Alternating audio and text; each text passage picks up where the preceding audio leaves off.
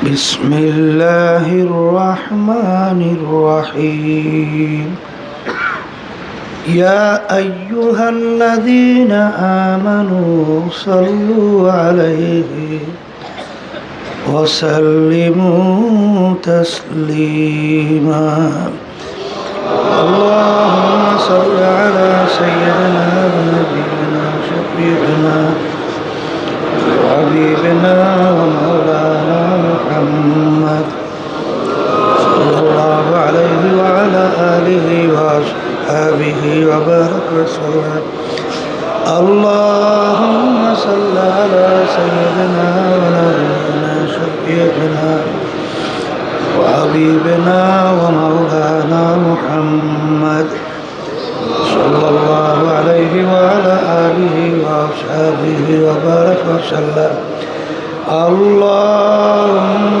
صل على سيدنا ونبينا شفيعنا وحبيبنا ومولانا محمد صلى الله عليه وعلى آله وأصحابه وبارك وسلم أعوذ بالله من الشيطان الرجيم بسم الله الرحمن الرحيم اليوم أكملت لكم دينكم وأتممت عليكم نعمتي ورضيت لكم الإسلام دينا সদাকাল্লাহুল আলিয়্যুল আযীম। শুকরিয়া আদায় করতেছি মহান রব্বুল আলামিনের দরবারে। রব্বুল আলামিন অগ্রমাসের মাহফিল তৃতীয় দিন মাগরিবের পরে প্রথম বৈঠক, কারো জন্য জীবনের শেষ বৈঠকও হতে পারে। নিঃশ্বাসের বিশ্বাস নাই, সেকেন্ডের কোনো ভরসা নাই। দুনিয়ার যে কোনো কাজের একটা তারিখ সময় নির্ধারণ থাকে, কিন্তু মৌতের কোনো সময়ও নাই, কোনো তারিখও নাই। কখন কোন সময় কিভাবে আমাদের দুনিয়া থেকে বিদায় হতে হবে এটা আমাদের কারো জানা নাই। আল্লাহ রাব্বুল আলামিন এই বরকতময় মজলিসের মধ্যে,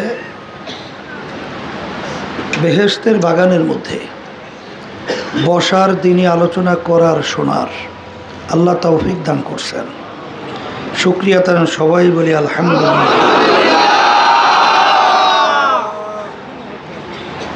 কাবুরা মাক্তান ইনদাল্লাহি আন তাকুলু মা লা তাফআলুন। আল্লাহ রাব্বুল আলামিনের কাছে সবচেয়ে ঘৃণিত ওয়াজ করি, বয়ান করা হয়, বলা হয়, ওইটা নিজের ভিতরে আমল নেই, সবচেয়ে ঘৃণিত। এই জন্য ভয়ও থাকে যে আল্লাহ রাব্বুল আলামিন বলা অনুযায়ী আমল করার তৌফিক দান করে। এখন দায়িত্ব হিসেবে বলাও দরকার, না বইলেও পারি না। তা যাই হোক, বয়ান শুনলেই হবে না, আমলের নিয়তে শুনতে হবে। আমার আব্বাজান রহমাতুল্লাহি আলাইহি, শুনছিলাম তার ব্যাপারে, তার একটা আমলের ব্যাপারে একজনে বলতেছিলেন যে হুজুর এটা তো সুন্নাত আমল না। আব্বাজান রহমাতুল্লাহি আলাইহি বলছিলেন এটা সুন্নাত আমল কিনা এখন এটা আমার স্মরণ নাই, তবে আসাতেজে কেরাম যখন কোরআন এবং হাদিস কিতাব পড়াতেন, সঙ্গে সঙ্গে সে অনুযায়ী 3.5 হাত বডির ভিতরে বাস্তবায়ন শুরু করতাম, মানে আমল শুরু করতাম। পরবর্তীতে দেখা গেছে আল্লাহর কুতুব যে আমলটা করতেন সুন্নাত হিসাবে প্রমাণিত হয়েছে। আসলে আমরা অনেকে বয়ান করি, শুনি, কিন্তু আসলে বাস্তবে অনেকেই সে অনুযায়ী নিজেকে তৈরি করি না। কথা ঠিক কিনা? এই জন্য তো হাদিসের ভিতরে আল্লাহ রসুল সাল্লাল্লাহু আলাইহি ওয়াসাল্লাম বলছেন আল ইলমু বিলা আমালেন কা জামালেন বিলা রুহেন, আল ইলমু বিলা আমালেন কা বাইতেন বিলা সাতেন, আল ইলমু বিলা আমালেন কা সাজারেন বিলা সামারেন, আও কামা ক্বালা আলাইহিস সালাতু ওয়াস সালাম। আল্লাহ রাসূল সাল্লাল্লাহু আলাইহি ওয়াসাল্লাম অসংখ্য হাদিস। এলেম আছে, আমল নাই। এলেম মানে জানা। এলেম মানে কি? আপনি জানছেন, কিন্তু সেই অনুযায়ী আমল মানে কাজ, সেই কাজটা করেন নাই। এইটা কেমন? যেরকম একটা উট, রূহ নাই, মরা, ওই উটের মূল্য আছে? নাই। গাছ আছে, ফল নাই। ঘর বানাইছেন, ছাদ নাই, ঘরের মূল্য থাকে? এলেম শিখছেন, আমল নাই। আল্লাহ রাসূল সাল্লাল্লাহু আলাইহি ওয়াসাল্লাম বলেন, ঠিক এইভাবে উট আছে, রূহ নাই। এই জন্য আল্লাহ রাসূল সাল্লাল্লাহু আলাইহি ওয়াসাল্লাম যারা জানে তাদের ব্যাপারে কি বলছেন? খায়রুল খেয়ারে খেয়ারুল উলামা, শাররুশ শিরারে শিরারুল উলামা। আলেম হওয়ার পরে এলেম অনুযায়ী যদি তার আমল না থাকে, সে হলো মানুষদের ভিতরে সবচেয়ে নিকৃষ্ট মানুষ। আর এলেম অনুযায়ী যে আমল করবে, সে মানুষদের ভিতরে সর্বোৎকৃষ্ট সম্মানিত মানুষ। কথাগুলো আমরা নাকেল নকল করতেছি। আল্লাহ হাবিব সাল্লাল্লাহু আলাইহি ওয়াসাল্লাম বলছেন, আমরা শুনাইতেছি। এখন আলেম কাকে বলে? দাওরা হাদিস পাস, কামেল পাস, অনেক এই যেটা নাকি তাকাসুসাত অনেক আছে না, আদিব, তাফসির, মুফাসসির, এরপরে আবার উলুমুল হাদিস আছে না বিভিন্ন। এইটার উপরে ডিগ্রি ধারণ করার নাম আলেম না। বিসমিল্লাহির রহমানির রহিমের তারকিব 700 পর্যন্ত করে, এর নাম আলেম না। ইন্নামাল আমালু বিন্নিয়াতের হাদিস মাসব্যাপী তাকরীর করে, এর নাম আলেম না। আলেমের সংজ্ঞা পরিচয় আল্লাহ রাব্বুল আলামিন নিজে দিয়েছেন, ইন্নামা ইয়াখশাল্লাহা মিন ইবাদিহিল উলামা।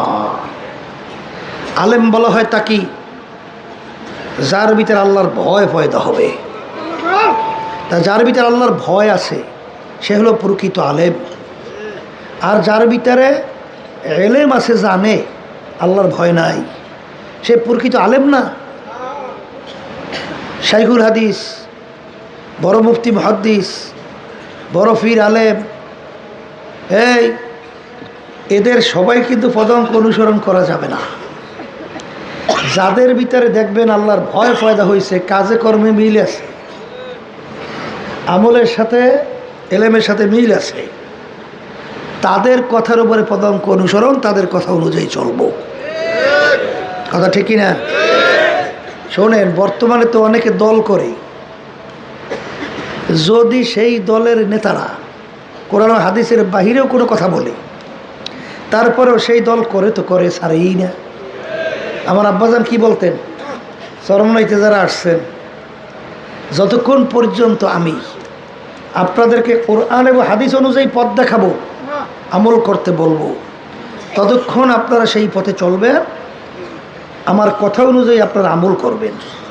কিন্তু যখনই দেখবেন কোরআন এবং হাদিসের বাহিরে আপনাদেরকে নির্দেশ দিচ্ছি, আপনাদের চরমনাই থেকে ভাইগিয়া সইরা যাওয়া অজীব। কি মনে আছে? কারণ কি? আমার আব্বাজান বলতেন, কবরে যদি কেউ যে পরিচয় দেন আমি সর্বনাইয়ের মুরিদ, এই পরিচয় কবরের কাজে হবে না।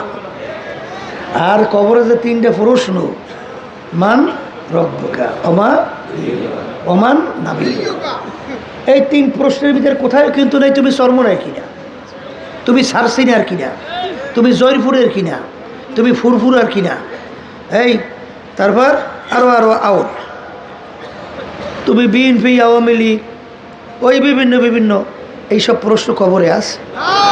তাই যদি না থাকে, তা আব্বাজান রহমাতুল্লাহি আলাইহি বলতেন, যতক্ষণ কোরআন হাদিস অনুযায়ী বলবো মানবেন, বাইরে বলছি তো ওখান থেকে ফেরবেন। কথা ঠিক? আসাকিতু আনিল হাক্কি ফাহুয়া শায়তানুল আখরাস। হাদিসের মধ্যে আসছে, আল্লাহ রাসূল সাল্লাল্লাহু আলাইহি ওয়াসাল্লাম বলেন, হক সঠিক জানার পরে যদি তুমি চুপ থাকো, ওটা গুঙ্গা শয়তান। কি শয়তান? দেখেন এই হাদিস আমল আল্লাহর কুতুবেরা কিভাবে করছে, কিভাবে করছে। দাদাজান রহমাতুল্লাহি আলাইহি তিনি স্টেজে বয়ান করতেছেন, আমরা তো আর দেখি নাই, মুরব্বীদের কাছে শুনছি। তখন দাদাজান রহমাতুল্লাহি আলাইহি একটা মাসালার ব্যাপারে সফকাতেলে সান, হয়তো বা তিনি মাসালা ভুল বয়ান করছেন। তো স্টেজে অনেক আলেমরা বসা, কেউ কোনো কথা বলে না, চুপচাপ। আব্বাজান রহমাতুল্লাহি আলাইহি উঠে বলতেছেন, বাবাজান মাসালা ভুল হয়েছে। বয়ানের মধ্যে স্টেজে আব্বাজান চিন্তা করলেন, যদি আমি মাসালা সঠিকটা বাবাজানের মুখ থেকে না বলাইতে পারি, তাহলে এই যে হাজার হাজার মানুষ হইনে গেল, এরা তো আল্লাহ মাফ করুক ভুল মাসালা শিখবে। দাদা জানো ক্ষিপ্ত হয়েছে আব্বাজানের উপরে, এই চালাক, এই এখানে অনেক আলেমরা আছে না, এরা বুঝে না, খালি তুই একাই বুঝো, চালাক হইছ। দিয়েছে দাবার কায়দা মতো, আমরা বলছিলাম ওই দাবার দিচ্ছি, কথা বলছে। এখন দেখে কোনো আলেমরা কোনো কথাই বলে না, চুপ হয়ে গেছে। দাদাজান বয়ান সামনে চালাই যেতে আছে। আব্বাজান রহমতুল্লাহ চিন্তা করেন সর্বনাশ তো হয়েছে। আব্বাজান পিছন থেকে বলে যে, বাবাজান মাসালা কিন্তু ভুল হয়েছে। কইয়া দৌড় এসে থেকে দৌড়, কারণ ধরিয়ে যদি মারি দেয় এসে এসে গেছে দৌড়। আল্লাহর কুতুবকে দেখছি, কে বেজার হবে আর কে খুশি হবে, এ চিন্তা দেরি করতেন। ওই হাদিসে আমল করছে যে হক জানার পরে চুপ থাকা গঙ্গা শয়তান। আল্লাহর কুতুব বলতেন, কিয়ামতের ময়দানে আমি গঙ্গা শয়তানই উঠতে আল্লাহর দরবারে চাই না। বর্তমানে এক শ্রেণী বেরিয়েছে, আহা কলে আকাবির আকাবির। আচ্ছা এই বলল টইলিয়া এই 53-54 বছর ইসলামকে জবাই করছে, কথা ঠিক না? বা ঠিক। এরপরও ওই লাইন ধৈর্য চলা, হ্যাঁ আকাবির অনুযায়ী তো আমাদের চলতেই হবে, কিন্তু আকাবির কোন নকশনবিনয়, কোন কায়দায়, কোন সময় কি বলছে, ওইয়া বাদ দিয়ে এখন হইছে হইলে দুনিয়ার বহু, দুনিয়ার মোহব্বত, এইটা হলে ঢুকছে। কারণ আপনারা অনেক না জানলো, আমরা কিন্তু জানি অনেক ঘটনা, কিন্তু আমরা বুঝি, এবং ঘটনা কিসের জন্য কি করে তাও বুঝি। আল্লাহ মাফ করুক। তা যাই হোক, যেই কথা বলতে চাইছিলাম, যে দোয়া চাই, দোয়া করি, বলা অনুযায়ী আল্লাহ আমাকে আমল করার তৌফিক দান করে, আমরা শোনো অনুযায়ী যেন আমল করতে পারি, আল্লাহ তৌফিক দান করে। ওই যে বারবার বলা হয়, বরফির আব্দুল কাদের জিলানী রহমাতুল্লাহি আলাইহি দরবারে বহুত দূর থেকে আল্লাহর বান্দা গেছিলেন হুজুরে বয়ান শোনার জন্যে। কিছুক্ষণ পরে উঠে রওনা করছে। কি ব্যাপার, আপনাকে তো অপরিচিত মনে হয়, কোথা থেকে আসলেন? বাড়ি অমুক জায়গায়। আসছিলেন কেন? হুজুরে বয়ান শোনার জন্যে। রওনা করলেন কেন? বয়ান শোনা হয়ে গেছে। কি হইল? কি বয়ান শুনলেন? এতকাল যাবৎ আমরা বয়ান শুনতেছি, আমাদের আরও শুনতে মন চায়, তা আপনি একটু সময় থেকে রওনা করলেন। বলে, ভাই আমি তো বুড়া মানুষ, মুরব্বী, হুজুরে অত বয়ান মনে রাখতে পারবো কি না সন্দেহ। তো হুজুর আলোচনা করতে করতে এমন একটা কথা বললে ফেলল, আমি চিন্তা ভাবনা করে দেখলাম এই একটা কথাই আমার জীবনের জন্য যথেষ্ট। বলে, এমন কি বয়ান শুনেন তো। তখন সে বলতেছে, মুরব্বী, হুজুর বয়ানের ভিতর বলতেছেন, এ আল্লাহর বান্দারা, এখন থেকে নিয়ত করে ফেলান, গুনার কাজ আর করবো না, নেকের কাজ ছাড়বো না। তখন আল্লাহর ফজল আমি নিয়ত করে ফেলছি, আমি গুনার কাজ আর করবো না, নেকের কাজ ছাড়বো না। এই একটাই আমার যথেষ্ট। কারণ কি, এখানে যারা আছেন নামাজ পড়া কি আসতে বলে, ওয়াজ জানেন না? জানেন না? কি ওয়াজ জানেন? রোজা রাখা রমজানে কি এই ওয়াজও তো জানেন, মাশাআল্লাহ। ধনী হয়েছেন হজ যাকাত আদায় করা কি, মাশাআল্লাহ, তাও তো জানে। পর্দা করা কি, এইটা মনে অনেকে জানি না, এইটা সমস্যা, এইটা অনেকে জানি না। শোনেন, এই হুকুমটা কিন্তু কোনো আলেমের না, কোনো পীরের না। পর্দা হুকুম এটা আল্লাহর হুকুম, আল্লাহ ফরজ করছেন পর্দা, কোনোদিন রহিত হবে না। আল্লাহর হুকুম পর্দা ফরজ ফরজ ফরজ, কোনোদিন রহিত হবে না। সব যদি না মানে, কিন্তু আল্লাহর হুকুম রহিত হবে না। কথা ঠিক না ভাই? ঠিক। এই পর্দা আল্লাহর হুকুম ফরজ, জানেন না? আচ্ছা, আলহামদুলিল্লাহ। তাহলে ওই যে হারাম থেকে বাইসে থাকা ফরজ, তাও জানি, ঠিক কিনা? কিন্তু অনেকেই এরকম এখন থাকতে পারে, চরমলাইতে আসছেন, আল্লাহ কি বুঝতেছে জানি না, দোয়া করে আল্লাহ বুঝদান করুক। আল্লাহ এখনও 5 ওয়াক্ত নামাজ মনে হয় ঠিক মতো পড়বেন না, চরমলাই থেকে যাইয়া। এরকম 2-1 নিয়ত মনে হয় এখনও থাকতে পারে। কি পারে, কি পারে না? হ্যাঁ, আমি আমার বাজানদেরকে বলবো, শোনেন, আমার মালিক তো বন্দাবান্দির দিলের দিকে তাকায়। কোন দিকে তাকায়? নিয়ত করতে সমস্যা কি? যে আল্লাহ যখন চরমনের মাঠে নিয়েই আসছো, মালিক আমার হুশ থাকতে, জীবন থাকতে আমি 5 ওয়াক্ত নামাজ ছাড়বো না। নিয়ত করতে পারি? এই নতুন বাজান হাত উঠাও তো আল্লাহু আকবার করিয়া। আল্লাহ আপনাকে কবুল করে নেন। এ বিপদেই তো পড়ছেন না? অনেক যুবকরা তো একটু বিপদেই পড়তেই পারে। এবার যুবকের সংখ্যা অনেক, মাশাআল্লাহ। দেখা করার সময় দেখছি তো অনেক যুবক। তাই যুবকদেরকে যখন আল্লাহ দিনের বুঝ দেবে, এই আল্লাহ রাব্বুল আলামিন এই সমাজ পরিবর্তন করবে ইনশাআল্লাহ, কোনো সন্দেহ নাই, আল্লাহর রহমতে। ঠিক আছে? তাই যেই কথা বলতে চাইছিলাম, নামাজ ছাড়বো না, এরপরে আল্লাহর হুকুম ফরজ ছাড়বো না। এই যে বয়ান উলামায়ে কেরাম করবেন, নিয়াজ যদি করতে পারেন, দিলের মালিক তো আল্লাহ। দিলের মালিককে আপনি ভয় করেন কেন? নিয়ত কইরে বসেন তো, দেখেন দেখেন রাস্তা সহজ কইরে দেওয়ার মালিককে পানির মতো আল্লাহ করিয়ে দেবেন, কোনো সন্দেহ নাই। কথা ঠিক কিনা? কেমনে সহজ করে জানেন? আব্বাজানের মুখে শুনছি, আমার দাদাজান রহমতুল্লাহি আলাইহি একদিন পাকের ঘরের ভিতরে ঢুকছে, ডুইকে দেখে দাদু পাক করতেছে। দাদু, কথা বলছেন না, পাকের করে না, এমনি পাক করতেছে না। এমনি একদিন জিজ্ঞেস করে আর কি, যে তুমি তো অনেক রাত্রে তলেবে এলেমদেরকে খাওয়াইয়া লইয়া ঘুমাও, অনেক রাত্র হয়ে যায়, তাহলে তোমার তো 2-1 দিন ফজরের নামাজ নিয়ম অনুযায়ী কাজা হওয়ার কথা। অনেক রাত্রে ঘুমাইলে ফজর নামাজ কাজা হচ্ছে না, তোমার কি ফজর নামাজ কাজা টাজা হয়? তখন সে বলতেছেন, আল্লাহর ফজল ও করমে আমার ফজরের নামাজ কাজা হয় না। বলে তুমি ওঠো কিভাবে? তখন দাদু বলতেছেন, যখন ফজরের নামাজের সময় হয়, কে জানি আইসা আমাকে ডাইকে উঠাইয়া দিয়া যায়। মাল্লাহুল মাওলা আল্লাহুল। তা আপনার আমি নিয়াত করতে অসুবিধা কি? আমার মালিক তাকাই আছে না? সহজ রাস্তা কে করবে? তাহলে এরকম নিয়াত কইরা মজবুত ভাবে আমরা যদি আল্লাহর রহমতে পথ চলতে পারি, সমস্ত রাস্তা সহজ আল্লাহ করে দেবে। কথা ঠিক কিনা? আল্লাহ কবুল করে নেন।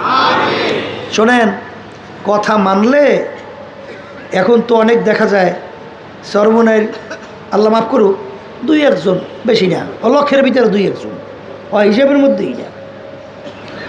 আমরা যাই হোক, এখন আমিরের দায়িত্ব আমার মাথায় পরামর্শ ভিত্তিক আসছে। যোগ্যতা আমার কাছে হাজার হাজার লোক মজলিসেও আছে, অনেক শক্তির দিক থেকেও অনেক আছে, বড় উঁচা ডাঙ্গুর দেখতেও তাও আছে। কিন্তু যেহেতু পরামর্শ ভিত্তিক আমার মাথায় দায়িত্ব আসছে, আমি সাধ্য অনুযায়ী আপনাদের কোরআন এবং হাদিস অনুযায়ী চেষ্টা করি কথা বলার জন্য, মানার জন্যে। যদি কেউ এখানে যে ব্যাপার কি হের কথা মানতে হবে, কোন দিক দিয়ে সে আমার থেকে বড়, তাহলে বরকত আসে। আর যদি একটা বট গাছ, তাল গাছ, বেল গাছ যদি মাইনিয়া আপনি চলেন, দেখবেন বরকত আসতে থাকবে। এই জন্যই আল আমরু ফাওকাল আদাব, আদবের ভিতরে সবচেয়ে বড় আদব হলো কথা মানা। কথা দেখেন, কথা না মানলে বিপদ কী হয় অত আলোচনা আমরা সংক্ষেপে বলতে আছি। আল্লাহ রসুল সাল্লাল্লাহু আলাইহি ওয়াসাল্লামের কাছে সাহাবী আসছে, আল্লাহ হাবিব কিছু আমলের কথা বলেন যার মাধ্যমে জাহান্নাম থেকে বাঁচতে পারবো, বেহেশতে যাইতে পারবো। আমলের কথা, নামাজ রোজা সহ বিভিন্ন আমলের কথা আল্লাহ রসুল সাল্লাল্লাহু আলাইহি ওয়াসাল্লাম সাহাবীকে বললেন। সে বলতেছেন, আল্লাহ রসুল আপনি সাক্ষী থাকেন, আপনি যেভাবে বলছেন আমি হুবাহু ওইভাবেই আমল করব, একটু বাড়াবো না কমাবো না। সে যখন রওনা করে যাইতেছে, আল্লাহ রসুল সাল্লাল্লাহু আলাইহি ওয়াসাল্লাম সাহাবায়ে কেরামদেরকে লক্ষ্য করে বলেন, তোমরা যদি বেহেশতে লোক দেখতে চাও, তাকে ইঙ্গিত করে বলতেছেন দেখে নাও। তাইলে কথা যদি ঠিক মতো আল্লাহর মধ্যে মানা যায়, 100 জনের ভিতরে 100 জনই আল্লাহ কামিয়াব দান করে, পরীক্ষিত। আর যারাই চালাক হইছে হেরাই বেকায়দায় বসছে। সব জায়গায় চালাকি চলে না, সব জায়গায় ইঞ্জিনিয়ারিং কর চলে না। এই তরিকার ভিতরে ইঞ্জিনিয়ারিং কর চলে না। ওই ইঞ্জিনিয়ারের ঘটনা আব্বাজান বলতো শুনতেন না, ইঞ্জিনিয়ার পালকিতে আগে যাইতো মুরব্বীরা, তো এখন কান্দের ভিতরে ইঞ্জিনিয়ার পালকিতে যায়। সামনে খাল চেনেন তো, খাল বাচ্ছে। এখন যারা নাকি পালকি টানে বলতেছেন, স্যার পালকি থেকে নামা লাগবে কেন, সামনে খাল। তা খাল কি হয়েছে, একটু পানি মাপো তো। তাই পাশে মাপছে 1 ফুট, যাইতে যেতে 3.5 ফুট, এইবার আবার হুটতে আবার 1 ফুট। এখন ইঞ্জিনিয়ার গড় করছে, কি করছে, 3.5 ফুট, 1 ফুট, 2 ফুট, 2.5 ফুট গড় করছে। গড়া করার পরে যে হারা গেছে যেই বাজছে এখন 2.25 ফুট বা 1.5 ফুট। এখন ইঞ্জিনিয়ার বলতেছে পালকি চালাও, চলবে চলবে। এখন যখন 3.5 ফুটের জায়গায় গেছে, এখন তো পালকি ডুবে। ঠরো কি হয়েছে দেখো, হিসাব ভুলটুল হইল কিনা। তারা হিসাব মিলেই টিলেই করলে হিসাব তো ঠিক আছে, পালকি ডুবে কেন। তখন যারা পালকি লই এখান টানে, তারা বলতেছে স্যার সব জায়গায় ইঞ্জিনিয়ারিং গড় চলে না, এই তরিকার কাজের ব্যাপারে ইঞ্জিনিয়ারিং গড় চলে না। অত চালাক হইলে বরকত পাওয়া যায় না। এই জন্য শোনেন না আব্বাজান যে বয়ান শুনাইতেন, হ্যাঁ, এক আল্লাহর বান্দা যে আল্লাহর ধরছে ধরার মতো, দইরা বলতেছেন হুজুর তাবিজ একটা লেখাই লাগবে। হুজুর বলতেছে বাজান আমি তো তাবিজ লিখতে জানি না। এমন ধরছে না সর বলতে সারি না, এমন কোনো কাজও করতে পারে না, যেখানে চাই জড়াই ধরে। কিরে আমি কোনো তাবিজ লিখতে জানি না, তারপরে তুই আমার জ্বালাইতে আসো। কলে হুজুর তাবিজ না রাখলে ছাড়বো না। তা শেষ করে কাগজ কলম নিয়ে আয়। এখন কাগজ কলম নিয়ে আসছে, এখন হুজুর লিখতেছে মাই নেহি জানতা ও নেহি সারতা তু জানো আর তেরা বান্দা। হে আমার মালিক, আমি কিচ্ছু জানি না, তোমার নাসর বান্দা ছাড়ে না। এখন কি করব, এখন তুমি বোঝা, তোমার বন্দা বুঝুক। ওই তাবিজ হয়ে তো পাগলাই খুশি যে হুজুরে তাবিজ লিখে দিয়েছে, কী লেখছে তোর খবর নেই। এখন ওই তাবিজ নিয়ে আর যে কোনো রোগীর সঙ্গে বান্ধে সঙ্গে সঙ্গে রোগ ভালো, যেখানে বান্ধে ভালো। এ এখন ডাক্তারই বন্ধ হয়ে যাওয়া শুরু করছে। ব্যাপার কি কলে শুনছে, গেল অমুকে কুমড়ে করে একটা তাবিজ আনছে, ও যে রোগে লাগায় সব ভালো। এখন সবাই চিন্তা করলো একটু ঘটনা রাখি দেখতে হইবে তো। তোরা ডাকি মেকে নিয়ে এসে কলে এই বেটা কী হয়েছে, কলে কইয়েন না, এই তাবিজ আনতে আমার ঘাম ছুটে গেছে। তাবিজ আনতে আমার ঘাম বের হয়ে গেছে। কল তাকি হুজুর রে এমন ধরছি, ও সারি তো নাই। এরপরে হুজুর তাবিজ লিখেতেছে, আল্লাহ বরকত দিতে আছে, দে তাবিজটা দে তো। তা খুইলে তারপর দেখে লেখা মাই নেহি জানতা ও নেহি সুরতা তু জানো আর তেরে বান্দা। মালিক আমি কিছু জানি না, তোমার বন্দাও ছাড়ে না, তুমি বুঝো আর তোমার বন্দাই বুঝো। তখন আল্লাহর বান্দারা বলতেছেন কাজ হয়ে গেছে, কারণ আল্লাহর কাছে এমনভাবে সফর তো করিয়ে দিছে, অমাইয়াতা ওয়াক্কাল আলাল্লাহি আমার মালিকই যথেষ্ট হয়ে গেছে। কথা ঠিক কিনা? ওই যে শোনেন নাই, ডাকাইতের দল দরবেশ সাইজে যাইতে আছে। এখন এক আল্লাহর বান্দা, এখন রাত্র হয়ে গেছে, ডাকাইতে থাকবে কোন জায়গায়? রাতে থাকুন না, জায়গা নাই তো। এখন যাইয়া এক আল্লাহর বান্দার মেহমান হয়েছে। কলে আপনারা যান কোথায়? কলে জেহাদে যাই। জেহাদে আমরা মুজাহিদ, আল্লাহর রাস্তায় জেহাদ করতে যাই। বোঝেন তো কি জেহাদ করবে? ডাকাইতের দল। তো এখন জেহাদ করতে রওনা করছে। এখন আল্লাহর বান্দা এরা মুজাহিদ, এমনভাবে ওর আল্লাহ যত সাধ্য শক্তি দেশে সেই অনুযায়ী মেহমানদারি করাইছে। করাবার পরে তারা যে ওই যে গোস্ত খাইয়ে, হাড্ডি, মাছ খাইয়ে কাটা, এগুলো রাখছে না, এইগুলা করছে কি চিনতে পারে? তার ছেলে আসলে একটা পঙ্গু, বিকলাঙ্গ, প্যারালাইসিস। চিন্তা করছে আল্লাহর রাস্তায় মুজাহিদ, এরা দিনদার, এদের তো ঝুটা অনেক বরকত। এই চিন্তা করি আল্লাহর বান্দা করছে কি, ওই ছেলে যে প্যারালাইজড, ওই প্যারালাইজের দেশে ডলা আল্লাহ ভালো করে দিচ্ছে। কথা ঠিক কি না? তাহলে আপনারা দেল মন ভালো করিয়া বসে, আমরা ঝামেলা হইলেও আপনাদের দিলের দিকে তাকাই আল্লাহ আপনাদেরকে বরকত দান করবে। কথা ঠিক না? ঠিক, কোনো সন্দেহ নাই। এই জন্য আমার বাজানদেরকে বলবো, যারা শুনতেছেন, এই যে কোনো কথা, যে কোনো আলেমের কথা শোনা যাবে না। যার ভিতরে আল্লাহর ভয় আছে তাদের পদক অনুসরণ করতে হবে। আমি দোয়া চাই, আমি আপনাদের জন্য দোয়া করি, আল্লাহ যেন আমাদের ভিতরে আল্লাহর ভয় পয়দা করে। আল্লাহ কে পয়দা করবে? কারণ রব্বুল আলামিন এই যাকে চায় ইউতিহি মাইয়াশা, আল্লাহ তাকে দান করে। এইটা তোমার আমার শক্তির বলে আল্লাহ বলতে পৌঁছা যায় না, কোনোদিন যায় না। এই জন্য তো সবসময় দোয়া করতে হয়, মালিক সব সুপুর্দ করে দিলাম। কথা বলেন না কেন?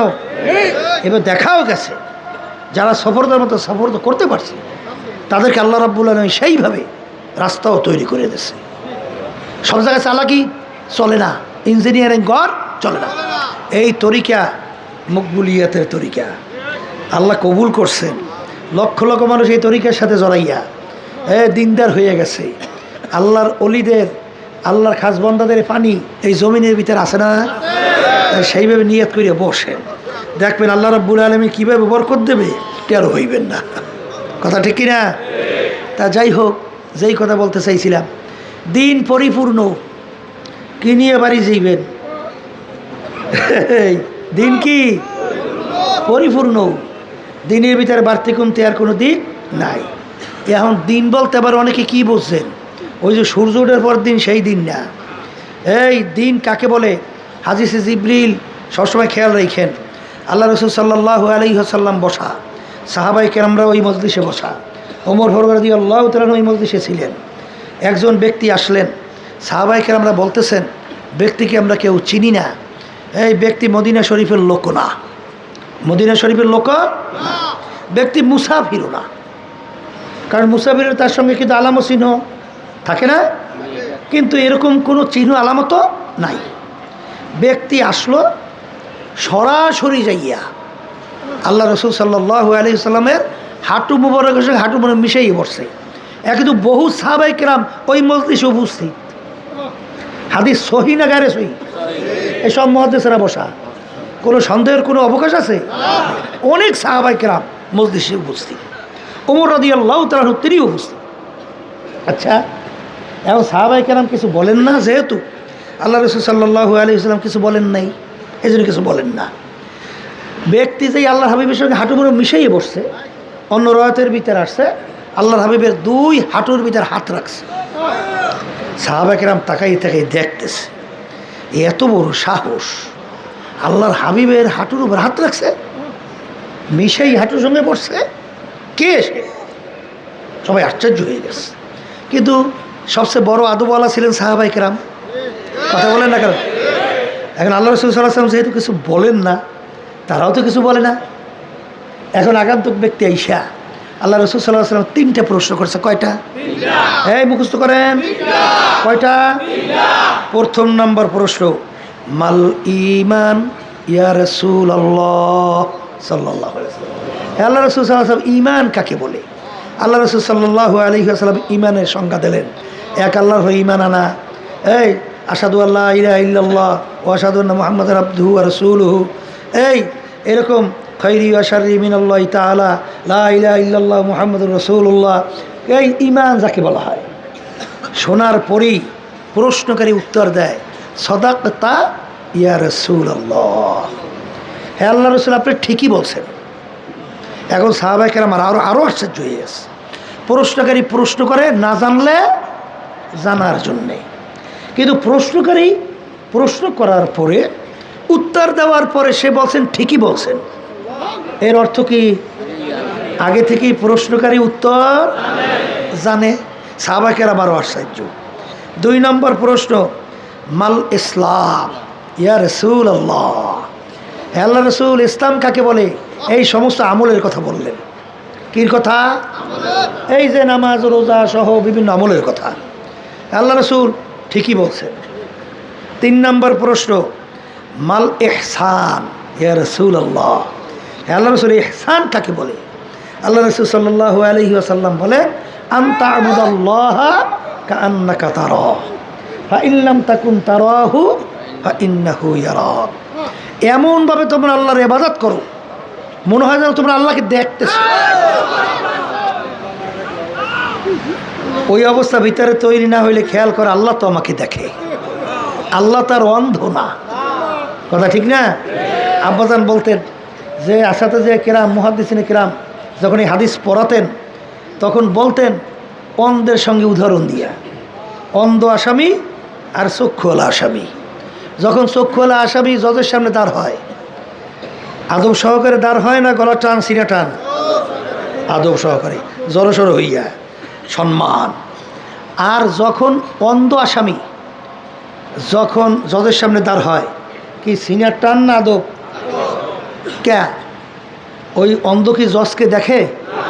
হ্যাঁ, যদি অন্ধকে প্রশ্ন করেন, এ অন্ধ তুমি তো জজকে দেখো না, তাহলে তুমি এইভাবে আদব সহকারে দাঁড় হইলা কেন?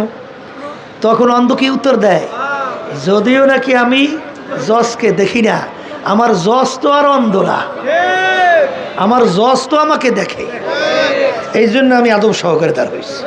কি কথা ঠিক কি না? তাইলে বোঝা গেল এমনভাবে আল্লাহর ইবাদত করো গোয়াকে মনে হয় যেন আল্লাহকে দেখতেছো অথবা আল্লাহ তোমাকে দেখতেছে।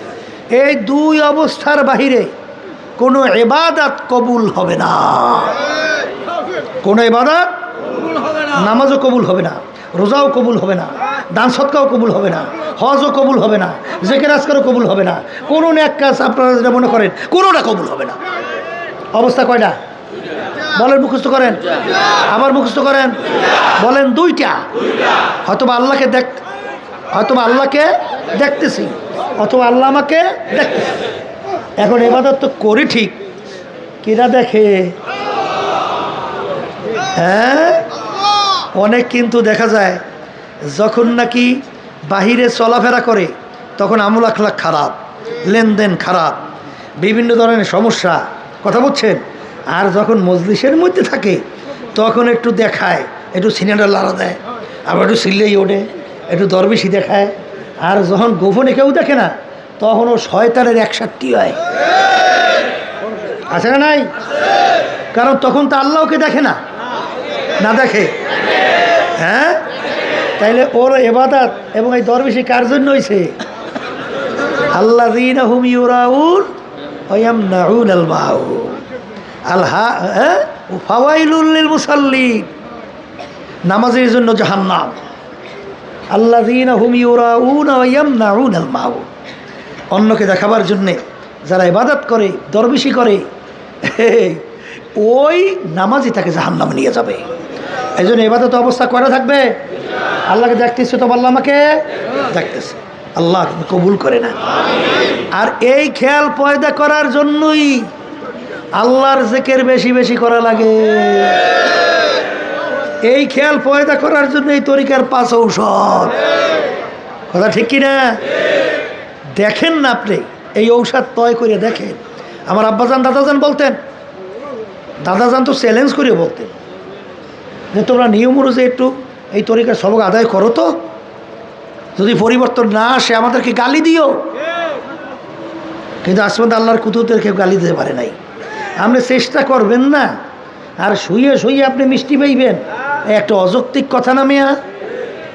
আপনি পড়াশোনা কষ্ট করিয়া রাত্র উজাগার করিয়া করবেন না, আর আপনি পাশ করি একটা ডিগ্রি আপনি ঘরে এসে যাইবেন, একটা অযৌক্তিক কথা না।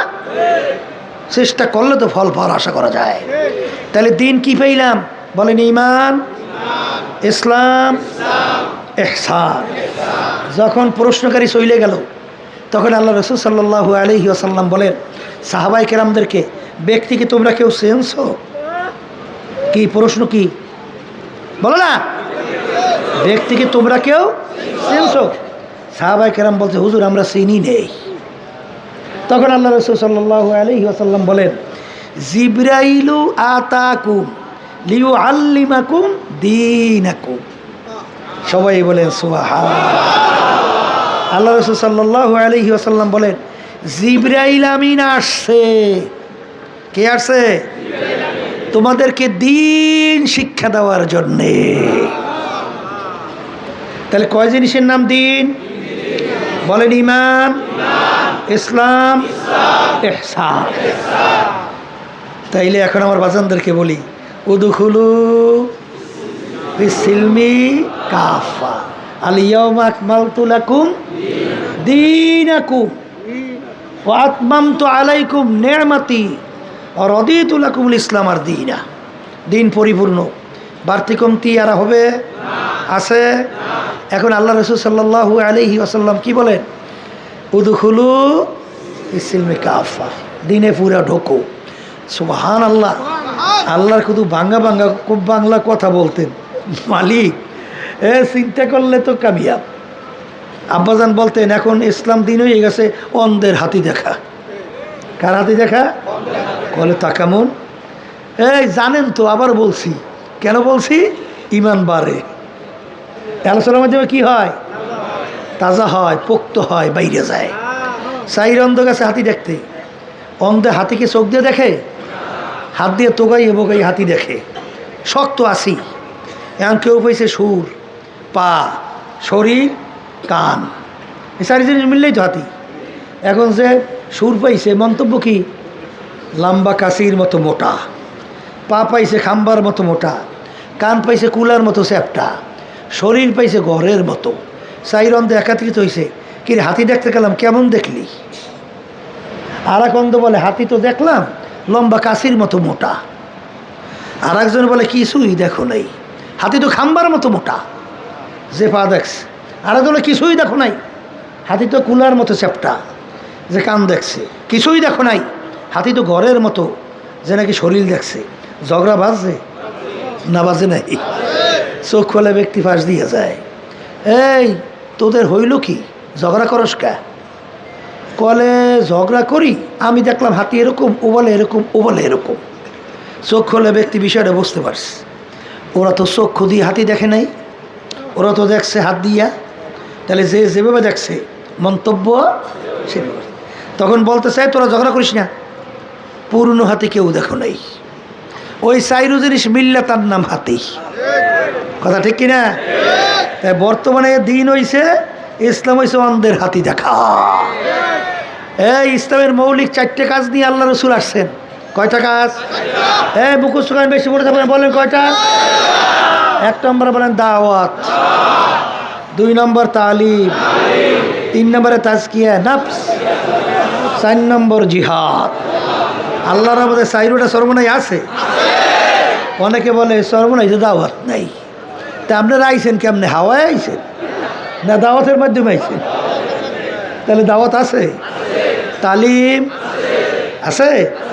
আচ্ছা, তাজকিয়া নফসের কাজ, জিহাদ। এখন কথা আছে বাজার, দাওয়াত, তালিম, তাজকিয়া নফস, জিহাদ।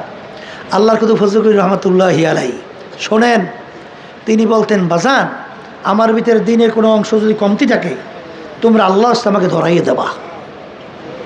কারণ আল্লাহ বলছেন দিনের ভিতরে পুরো ঢুইকে আসো, আমার ভিতরে কমতি থাকলে আমি ধরা খেয়ে যাব, কি হবে তা জানি না।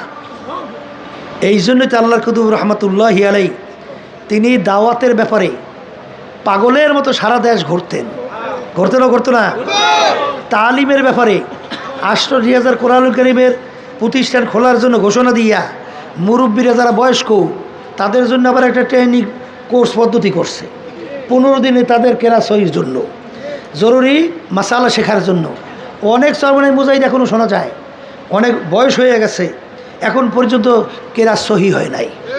এটা আসলে দুঃখ, এটা কিন্তু কষ্ট। মস্কে বসেন না, খবরদার। 5টা সূরা যদি সহি করেন তাহলে তো আল্লাহর রহমতে কামিয়াব। ছোটো ছোটো সূরা নাই?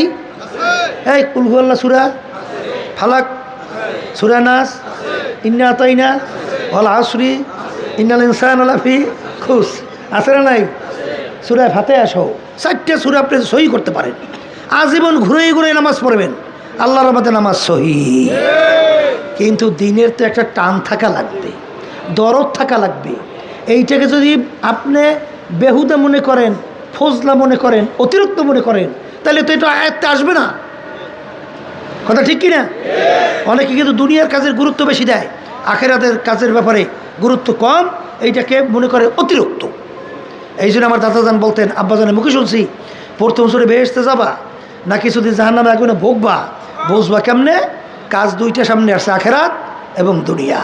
তুমি যদি ওই সময় আখেরাতের কাজকে অগ্রাধিকার দাও, তখন আল্লাহর ফজল করমে আশা করা যায় প্রথম চোটে মালিকের বেহেশতে। আর যদি ওই সময় দুনিয়াকে অগ্রাধিকার আর আখেরাতকে পিছনে, কিছুদিন জাহান্নামের আগুনে ভুই গিয়া তারপর জাহান্নামে যাওয়া লাগে নাকি? এই জন্য আল্লাহর নবীর ইতিহাস পড়লে দেখবেন তারা আখেরাতের কাজের ব্যাপারে অগ্রাধিকার বেশি দিত, তারপর দুনিয়া, এটাও তো আখেরাত। কথা ঠিক না? ঠিক। এই ব্যাপারে অনেক দুনিয়ার কাজকর্ম বিভিন্ন আছে না, এগুলাকে পরে তারা এইভাবে স্থান দিত। তাহলে এইটা লাগবে কি লাগবে না? তাজকিয়া নাফস লাগবে, ফরজ ওয়াজিব না সুন্নাত? এই যত বাংলাদেশে গন্ডগোল, বড় বড় শাইখুল হাদিস হইয়া, বড় বড় মুফতি মুহাদ্দিস লকব লাগাইয়া, আসলে এখনো তাজকিয়া নাফস হয় নাই। শেখ সে এলেম আছে, কিন্তু আসলে এলেমকে কাজে লাগার জন্যে তাজকিয়া নাফস এইটা এখন পর্যন্ত হয় নাই। এই জন্য যা মনে করে তা করে, এই জন্য সব ধ্বংস হয়ে যাইতেছে। কথা ঠিক কিনা? আর যখন তাজকিয়া নাফস হইতো, তখন কিন্তু কথা বলার ব্যাপারে, সিদ্ধান্ত নেওয়ার ব্যাপারে, কাউকে কথা বলার ব্যাপারে খুব সতর্কতা থাকতো। কি থাকতো কি থাকতো না? এই জন্য তাজকিয়া নাফস লাগবে। সর্বনীতি আল্লাহর রহমতে আছে। জিহাদ যখন আছে, ও তরবারি নিয়ে কোফাকুফি করেন তো কি? এইটার নামে শুধু জিহাদ, এইটার নামে শুধু জিহাদ। আল্লাহ রাসূল সাল্লাল্লাহু আলাইহি ওয়াসাল্লাম কি বলেন? মান রাআ মিনকুম মুনকারান ফালিয়ুগাইয়িরহু বিয়াদিহি ফাইল্লাম ইয়াস্তাতি' ফাবিলিসানিহি ফাইল্লাম ইয়াস্তাতি' ফাবিকলবিহি ওয়া যালিকা আযআফুল ঈমান। আল্লাহর বান্দাদেরকে বলি শোনেন, এখানে কিন্তু আল্লাহ রাসূল সাল্লাল্লাহু আলাইহি ওয়াসাল্লাম ইমানের সাথে সম্পৃক্ততা, এটা কিন্তু আকওয়া ইমান, আওসাত ইমান, দুর্বল ইমান। কথা ঠিক কিনা? শক্তি যদি থাকে, অন্যায়কে হাত দিয়া ফিরাও। কি দিয়ে ফিরাও? ওই পরিমাণ শক্তি হাত দিয়ে নাই, মুখ দিয়ে বললে ফিরাও। ওই পরিমাণ শক্তি বলারও নাই, মনে মনে পরিকল্পনা করতে থাকো কিভাবে অন্যায়কে ফেরানো যায়। কিন্তু বর্তমানে কিন্তু আমরা হাদিসের এই অর্থ ব্যাখ্যা করি কি জানেন? মনে মনে ঘৃণা করো। আচ্ছা বলেন তো, এই অর্থটা কোন জায়গা থেকে বানাইলো? কি মহাদেশ সাহেবেরা, কোন জায়গা দিয়ে বানাইলো বলেন তো? বললেন ফিরাও, হাত দিয়ে ফিরাও, মুখ দিয়ে বইলে ফিরাও, আর শেষের অবস্থান হইবে মনে মনে ঘৃণা করো না, মনে মনে পরিকল্পনা করতে হবে কিভাবে অন্যায়কে ফিরানো যায়। এই ব্যাখ্যাটা কইরা মনে করছে আমি মনে মনে ঘৃণা করছি, আমার ইমান তো ঠিকই আছে, সমস্যাটা কোথায়? এই জন্য কিন্তু কাজ কিন্তু হয়ে গেছে, আল্লাহ মাফ করুক জানি না। এ অর্থও কিন্তু ইহুদিদের চক্র এই ধরনের ঢুকাইয়া দিয়া মুসলমানদেরকে নিশ্চুপ করার প্রক্রিয়াও করতে পারে। কারণ আপনার শক্তি নাই, আপনি বলারও শক্তি নাই, কিন্তু আপনার যদি পরিকল্পনা থাকতো কীভাবে অন্যায়কে ফিরানো যায়, তখন কিন্তু আপনার ভিতরে একটা অস্থিরতা আসতো, তখন আপনার ভিতরে একটা চিন্তা আসতো কীভাবে এই অন্যায়কে ফিরানো যায়। নাহলে আজকে বাংলাদেশের মধ্যে আপনি দেখছেন 53 বছর পর্যন্ত যারা দেশ পরিচালনা করলো, কি অন্যায়ের মাধ্যমে দেশ চালাইলো, লক্ষ লক্ষ মানুষকে মিথ্যা কেসের মাধ্যমে তাদের সংসার বিলীন করলো। আমি